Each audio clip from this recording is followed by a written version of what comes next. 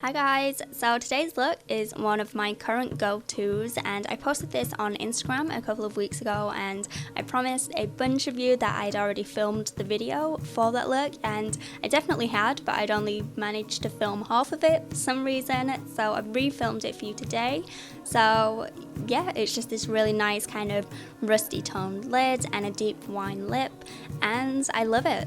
So with the new foundation I'm using, the Tarte Amazonian Clay Foundation, I find that throughout the day it tends to crease up on the eyelids, so I've been avoiding using it on the eyelids and been using the MAC Pro Longwear as a base instead, and then adding my usual primer over top of that as well. So to begin, I just took a cream colour and then ran this just above my socket because this is going to help with the blending out later on. I kept it off the lid space though, so that the eyeshadows I place there later on are still going to have a bit of something to stick to. I'm mostly using the Sigma Brilliant and Spellbinding palette for this look, and I really only use this palette for this look because this isn't one of my favourite Sigma palettes at all. I find the pigmentation is a little bit off in some of the shades, but it does have these gorgeous rusty shades which we all know I'm obsessed with and they are actually really good, so I kind of find myself only using these few colours. So I just set the shade Balmy through the socket for some definition and then I blended that out with the cream colour. And now I'm taking Radiant, which is a gorgeous rusty orange, and if I could be a colour, it would be a rusty kind of orange or brown colour. I'm just applying this on the inner and outer corner and then connecting that through the crease. And it looks super choppy now, but just bear with it, we're going to blend it all together in a minute. In fact, no, we're going to blend it all together now. You just want to start blending those edges, but you want to keep the middle part clear. Next, I took this almost peachy kind of colour, I guess, and then I applied this over the top of the colour that we just applied. Next, you want to take this shade, which is just a really nice shimmery champagne-y kind of colour, and then I'm just going to apply this on the centre of the lid. So I'm using my finger for this just because I find it transfers the colour a lot better. Then you want to take this reddy brown colour and use that to darken around the lid. Again, you just want to hug it around the lid space, leaving the centre of the lid nice and light. And from now on, it's just going to be a lot of the same thing and a lot of building and blending, so I'll try to get through it really quickly for you.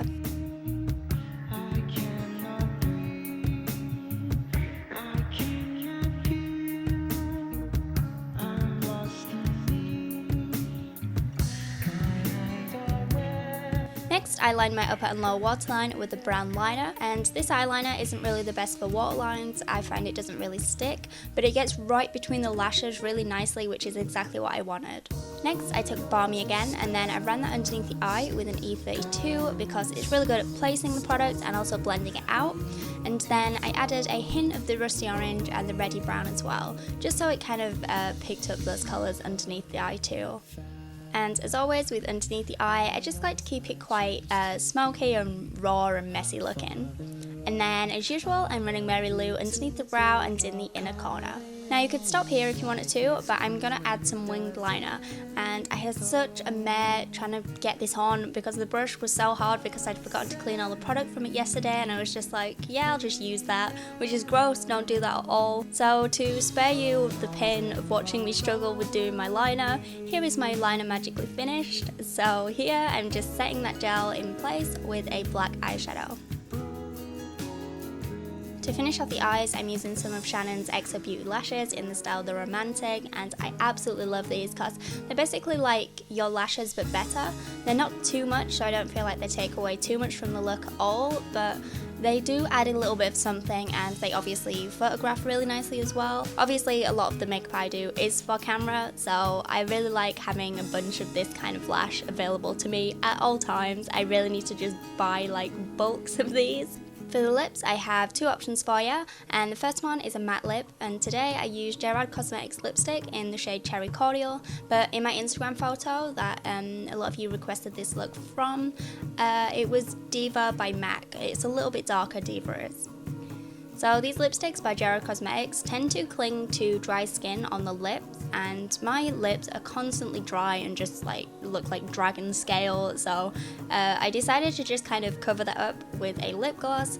And again, this is just Gerard Cosmetics, I don't know what this is called, Seduction I think this might be called. But then that's it. I really hope you liked this look. If you did, please like it and comment and all that good stuff. All my social links are in the description, and thank you for watching. Bye.